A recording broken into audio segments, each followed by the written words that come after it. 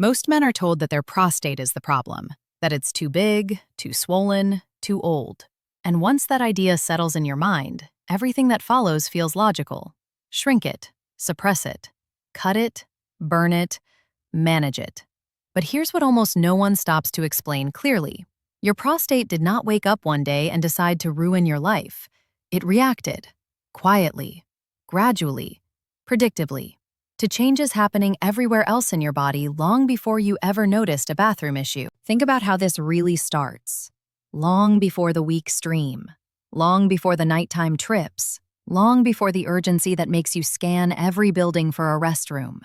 It often begins with circulation slowing down as you age. Blood flow that once delivered oxygen and nutrients easily now struggles to reach the deepest tissues in the pelvis. At the same time, inflammation becomes your body's default response. Not the sharp pain kind, but low-grade, constant inflammation that simmers for years without obvious symptoms. Add to that hormonal shifts that no one monitors properly.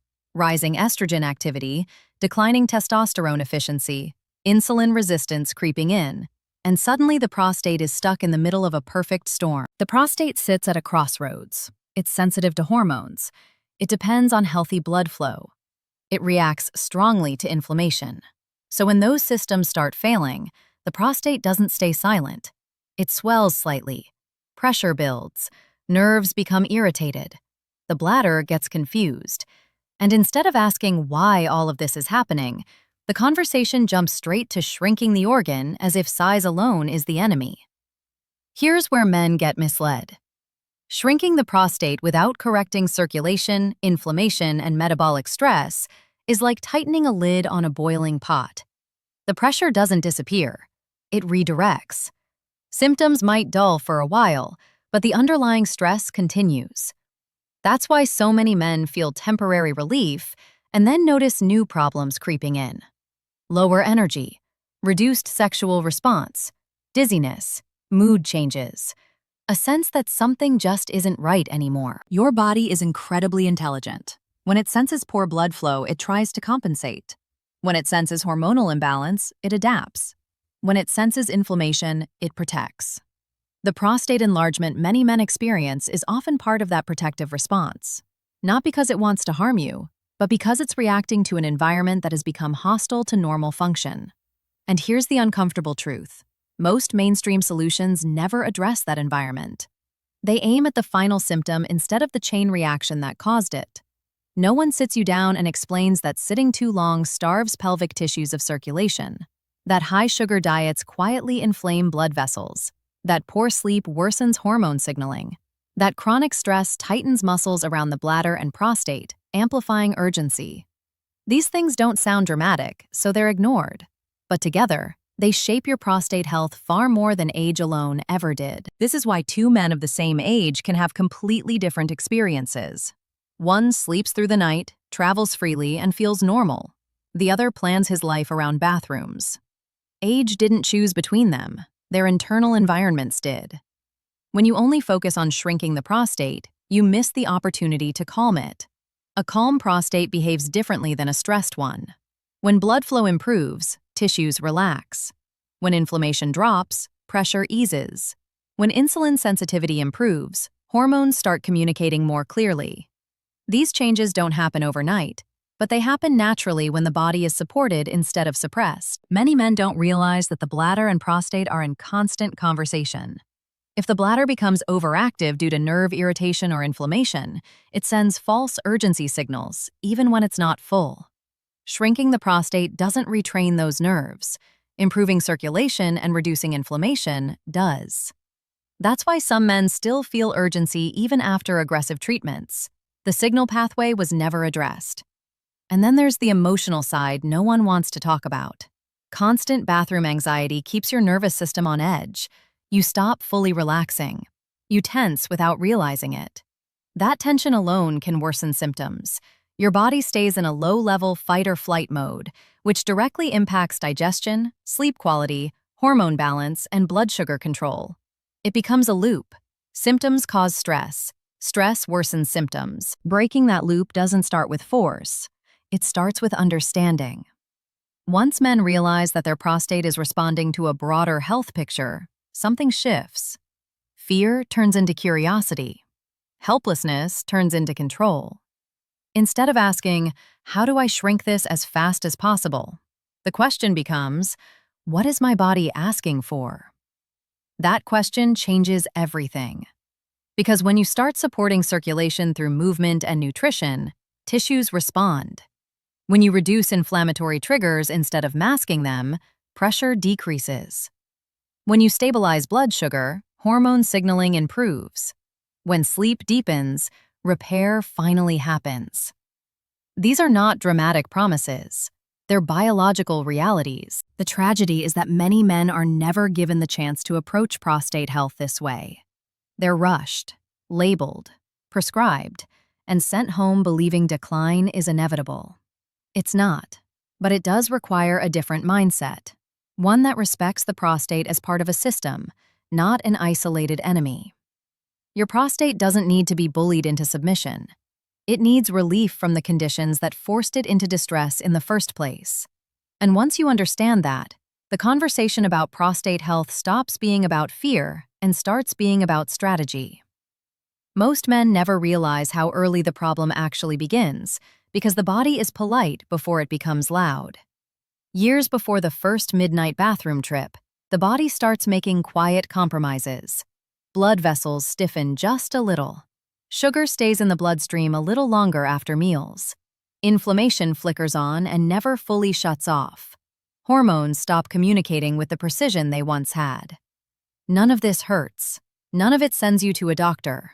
Life feels normal enough, so you move on. But deep inside the pelvis, the prostate is taking notes. The prostate depends on steady blood flow to stay relaxed and functional.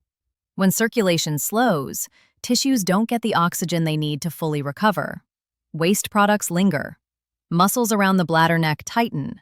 Nerves become hypersensitive. The prostate responds the only way it knows how in a stressed environment.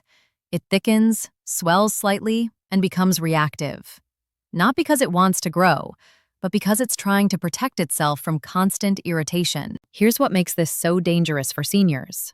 Aging already reduces circulation efficiency. Now add years of sitting, processed foods, poor sleep, and chronic stress, and you've created conditions where the prostate is under non-stop pressure. Yet the solution offered is almost always the same. Force it to shrink. As if size alone explains urgency, weak flow, or incomplete emptying. But men who have gone through these treatments often notice something confusing. The size may change, but the discomfort, the urgency, the interrupted sleep don't always disappear.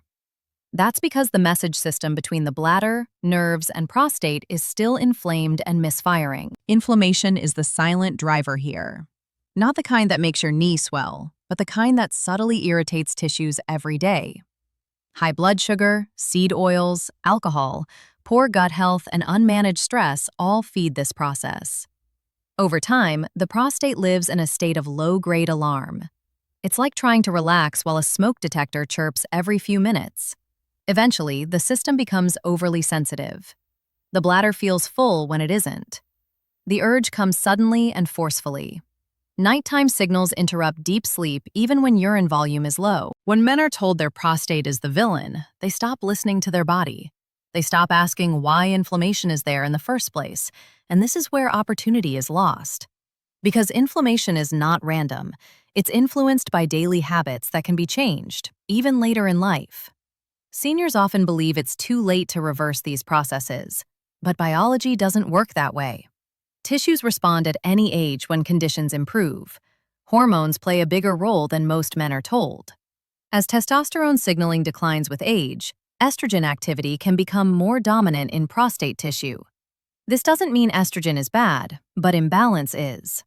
Insulin resistance, common in older adults, worsens this hormonal confusion. The prostate reacts by holding fluid and becoming denser.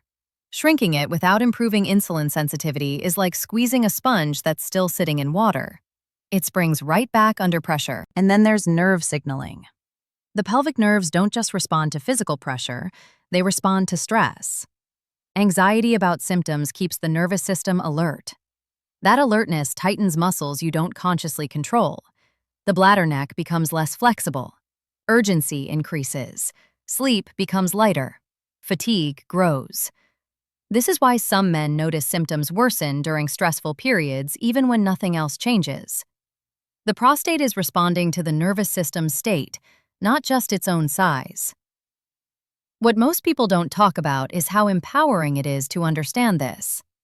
When men realize their symptoms are not random or inevitable, they stop feeling broken. They start seeing patterns. The nights they eat late and heavy, the days they barely move, the weeks they sleep poorly. Symptoms aren't punishments. They're feedback. Supporting circulation alone can change how the prostate behaves. Gentle daily movement increases blood flow to pelvic tissues. Proper hydration improves waste removal. Nutrients that support vascular health help tissues relax. None of this sounds dramatic, but the prostate responds dramatically to improved conditions. Pressure eases, urgency softens. Nighttime interruptions become less frequent, not because something was forced, but because the body finally feels safe enough to let go. Seniors are often told decline is the price of aging. But what's really happening is accumulated stress without adequate recovery. The prostate is simply one of the first places that stress shows up because of its location and sensitivity. Treating it in isolation misses the bigger picture.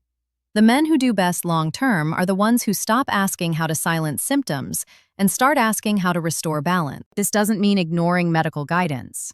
It means understanding that true relief comes from cooperation with your body, not domination. When inflammation lowers, the prostate doesn't need to swell. When hormones stabilize, tissue behavior changes. When nerves calm down, urgency fades. These are not theories. They're observable outcomes when the environment inside the body improves. Many men live for years thinking their prostate is an enemy they must fight. That mindset alone creates tension. But when you realize it's responding to signals you can influence, everything changes.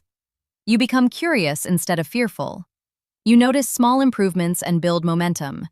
You regain trust in your body. And once that trust returns, the idea of blindly shrinking the prostate starts to feel outdated. Because you understand that the real goal isn't smaller. It's calmer. It's better supported. It's functioning in an environment that no longer forces it into defense mode, where the bladder and nerves stop shouting over each other, where sleep deepens naturally, where urgency no longer controls your schedule, and where your body finally feels like it's working with you again, rather than against you. And that realization alone can change how a man approaches his health from this moment forward and beyond. The tragedy is that many men are never given the chance to approach prostate health this way. They're rushed, labeled, prescribed, and sent home believing decline is inevitable. It's not, but it does require a different mindset, one that respects the prostate as part of a system, not an isolated enemy. Your prostate doesn't need to be bullied into submission. It needs relief from the conditions that forced it into distress in the first place. And once you understand that, the conversation about prostate health stops being about fear and starts being about strategy.